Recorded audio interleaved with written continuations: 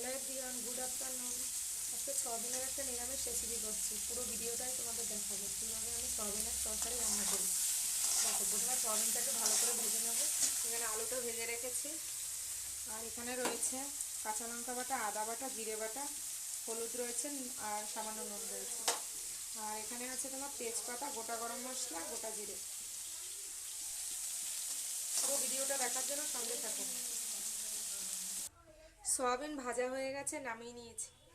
এবার কড়াইতে তেল দিয়ে দেবো, পরিমাণ মতো তেল।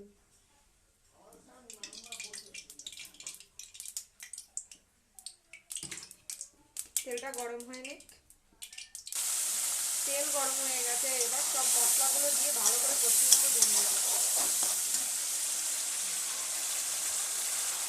মশলাটা কষানো হয়ে গেছে, এবার ভেজে রাখা আলু আর সয়াবিনটা এর মধ্যে ঢেলে দেবো। এবার ভালোভাবে নেড়ে ছেড়ে এটাকে 5 মিনিটের জন্য ঢাকা দিয়ে রাখবো। কষানো হয়ে গেছে, এবার ঢাকনা খুলে এর মধ্যে দিয়ে দেবো সামান্য গরম জল, উষ্ণ গরম জল।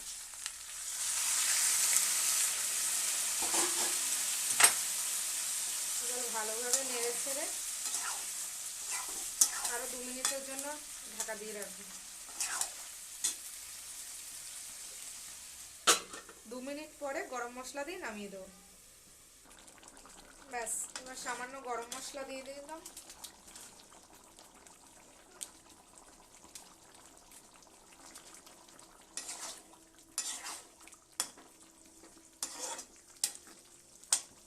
এবারে নামিয়ে নেব। তৈরি হয়ে গেল আমার নিরামিষ সয়াবিনের রেসিপি। তো দেখো, সয়াবিনের তরকারি কমপ্লিট।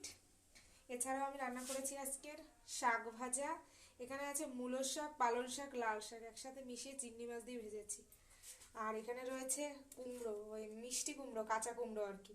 এটা করেছি তোমার ইয়ে দিয়ে, চিংড়ি, এটাও চিংড়ি মাছ দিয়ে করেছি। চিংড়ি মাছ দিয়ে, তেজপাতা দিয়ে, কাঁচা লঙ্কা দিয়ে করলাম আর কি।